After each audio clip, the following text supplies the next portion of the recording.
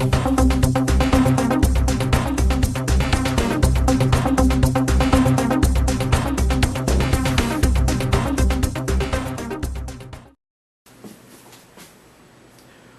baby. Welcome to what I got for my Slammiversary 2014 review, baby. Look, let's be straight here. We knew from seeing the go-home show that TNA was not that good. Sorry, it was a little crooked. When it comes down to it, this was not a good go-home show. It just wasn't. Hell, Anderson and Storm was not there, and they were one of the best feuds they had. So when you go into this review, you'll think I'm going to really bash the hell out of this show. This pay-per-view. And a lot of it was quite good, but when you really look at it, I'm going to be honest here.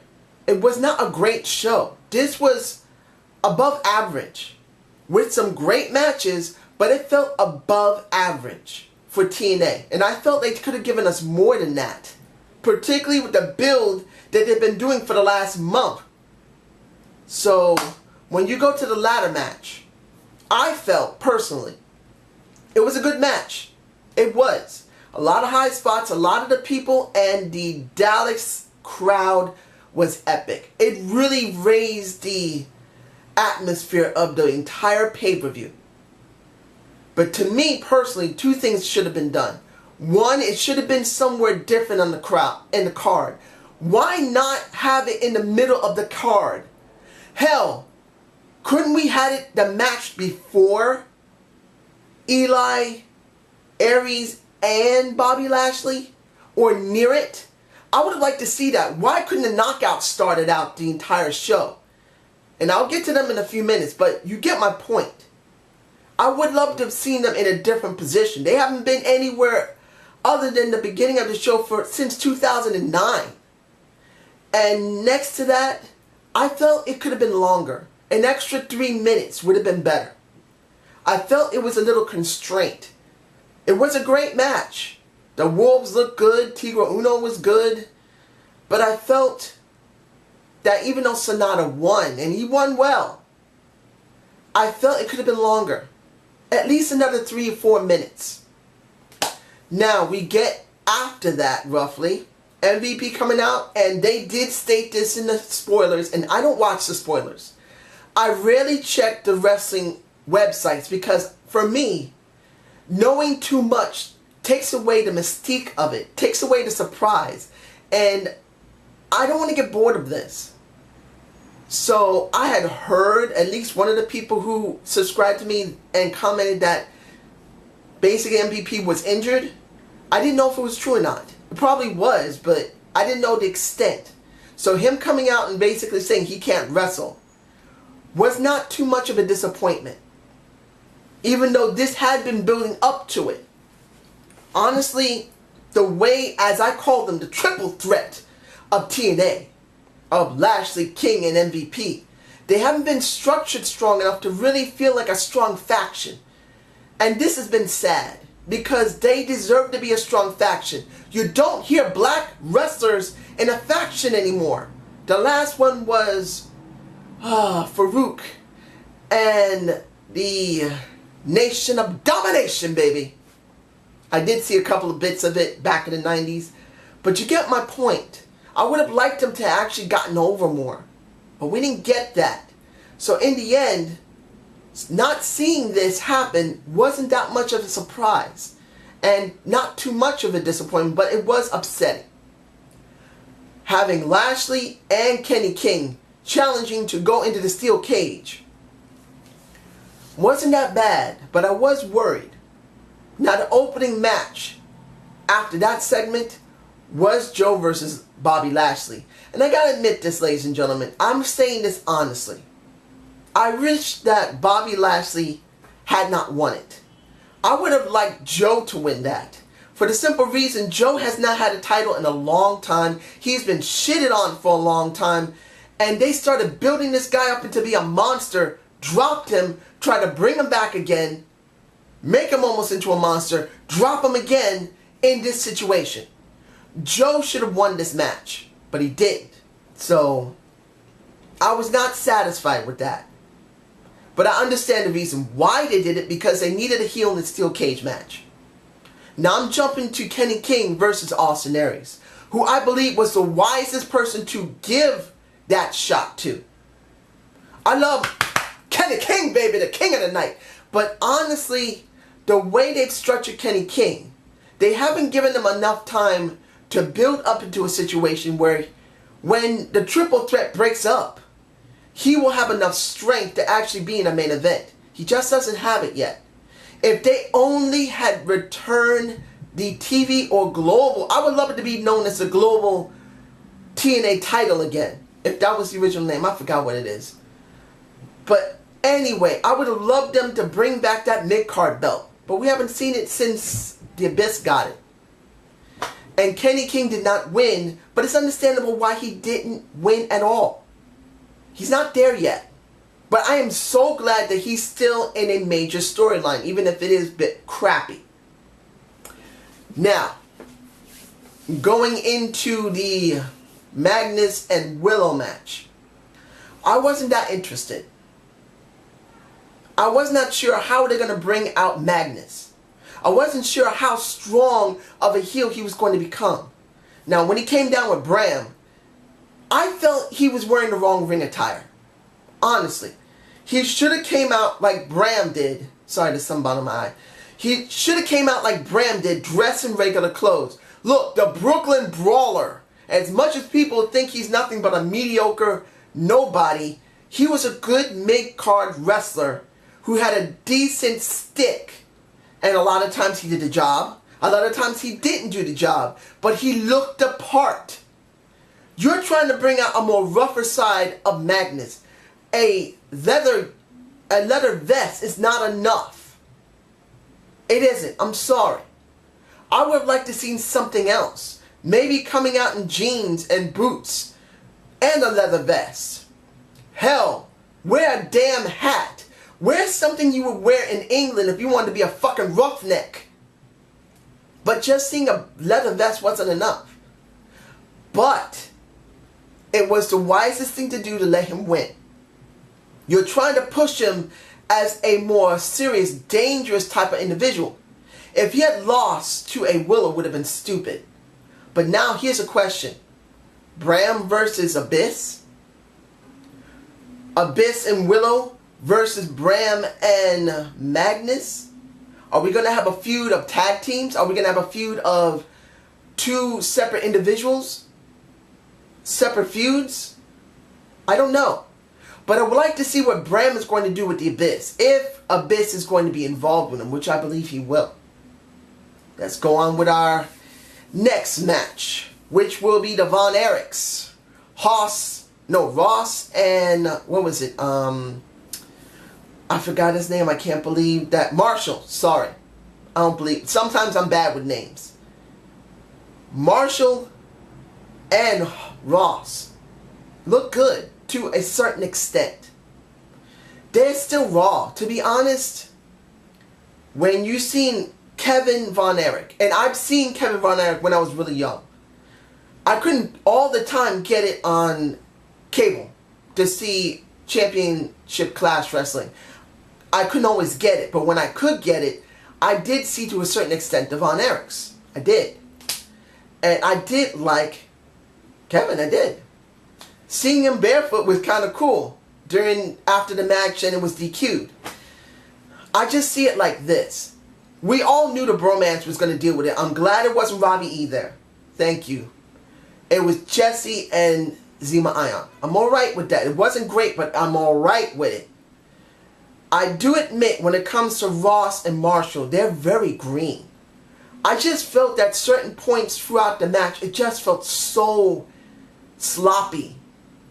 Now, that could be on Broman's side, of course, and it could also be on the Von Erichs kids. Let's be honest, Bromance isn't that great. They're jobbers.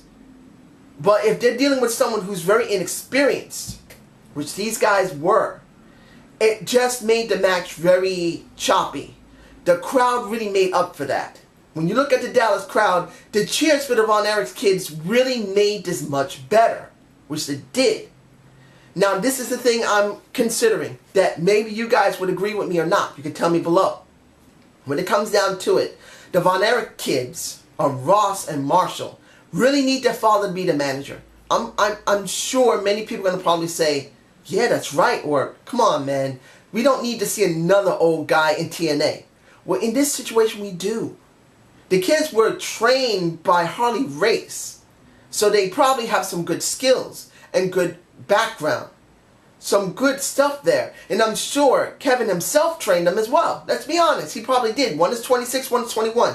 But here's the thing. For them to get over, they need some credibility. They need some strength. They need their father to be there.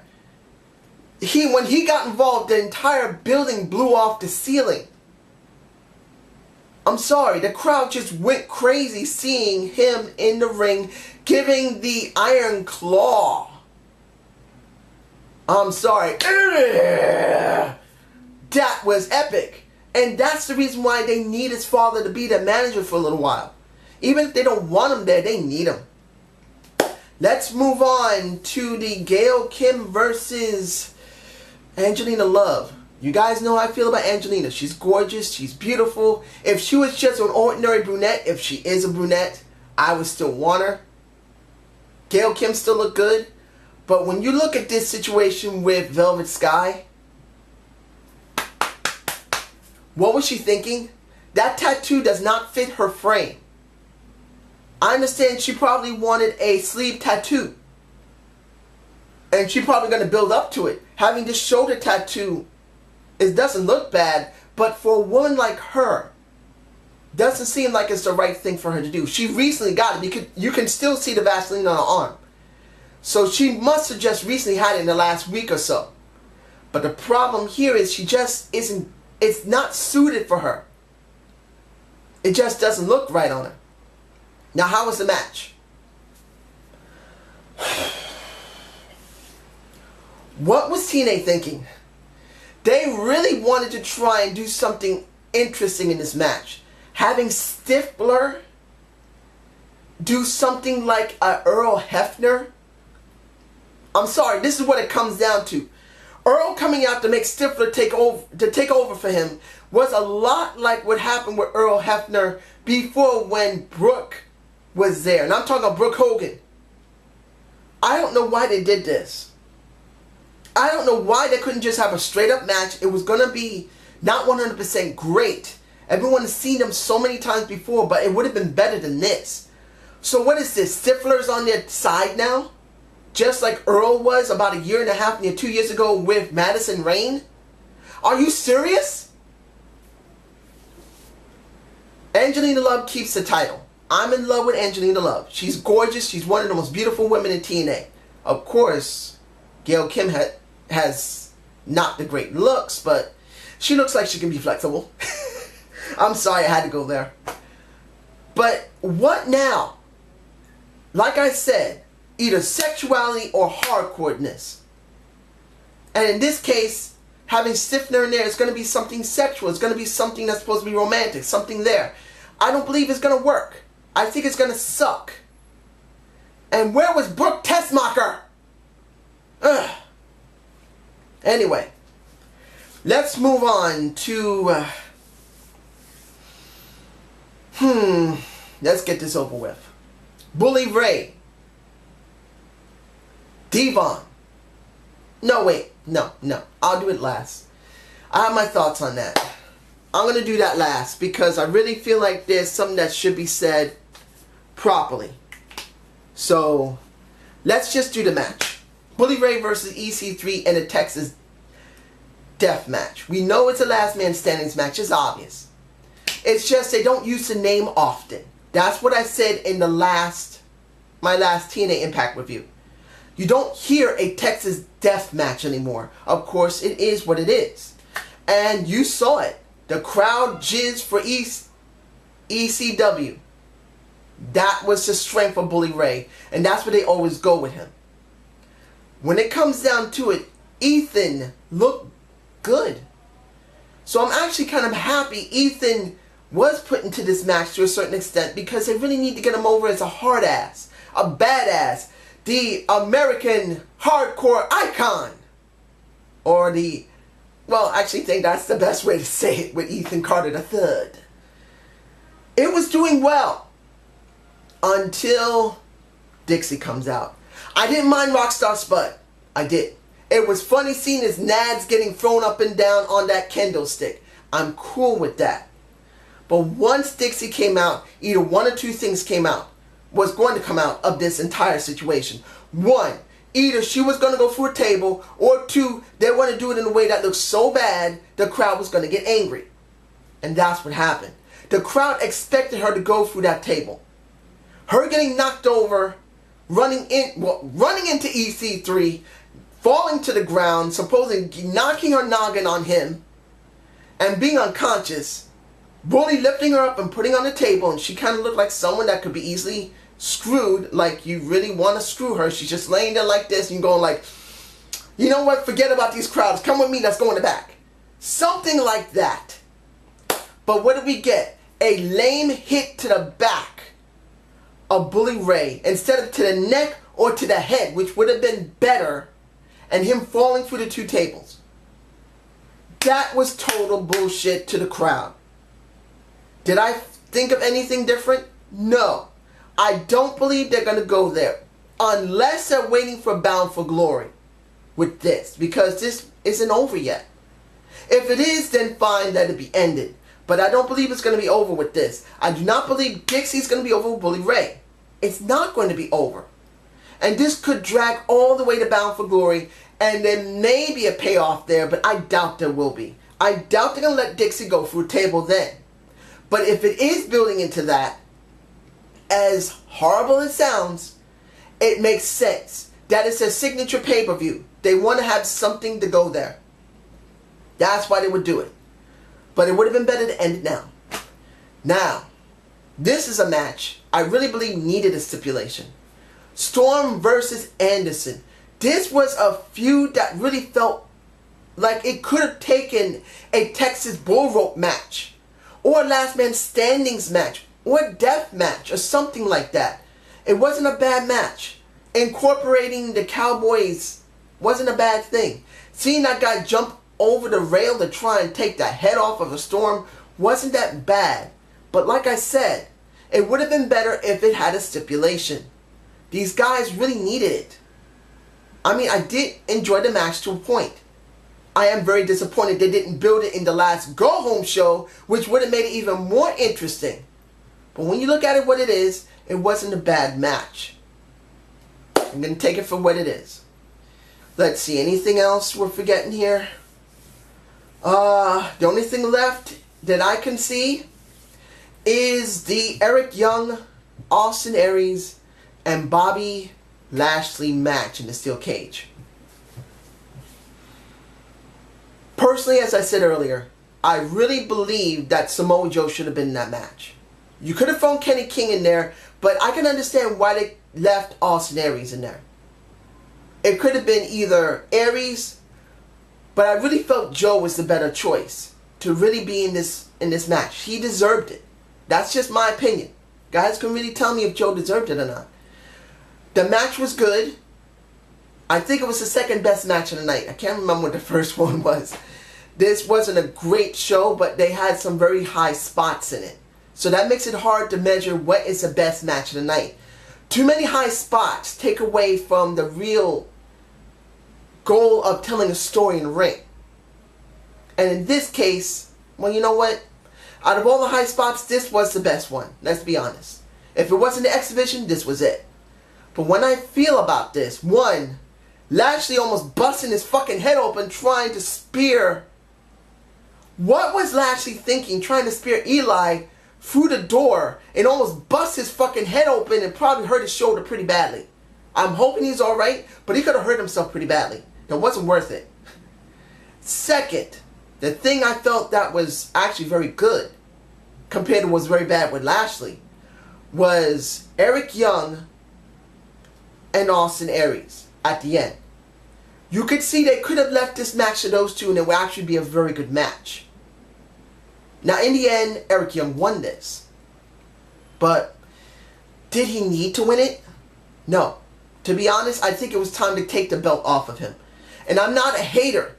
I like Eric Young. He's actually done well, but right now this storyline is really getting bad. and they need to switch it to someone else to try and freshen it up. So if Austin Aries won, you could have switched to Austin Aries, would actually make more sense, because he's already been screwed as well by MVP, and moving on to him would make it more fresh.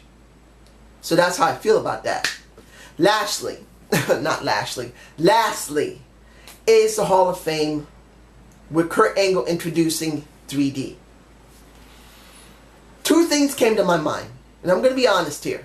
And I don't hate 3D. I don't hate Devon. And even though Bully Ray has been in my face for 2 straight years, literally, I'm not 100% against Bully Ray. As a face now, he's actually turned the crowd around. And that shows he has great talent, even at his age, which is a little older than me. But when you see it like this, the third induction into the TNA Hall of Fame is 3D. It kind of makes you feel like, couldn't have been someone else. They couldn't find anybody else? Why didn't they use the Macho Man Randy Savage? WWE's not doing it. He was there. Couldn't you done the Scott Steiner? Could have done that. Essentially, I felt like it was alright to have 3D, but not now. 3D is the only tag team next to the Briscoes, as far as I know, that's had more than 10 title reigns. They've had 23 in ECW, WWE, and TNA. They're the only ones that have the most amount of titles next to the Briscoes. I think they tied them already. But the key of this is that why now? You could have left them as 5 or 6. TNA really need to bring in another person to make this really feel special. And they are special. The crowd jizzed on themselves for Devon. They jizzed on them screaming tables. They jizzed on them for 3D. But I felt like even though it was great, it wasn't the right time.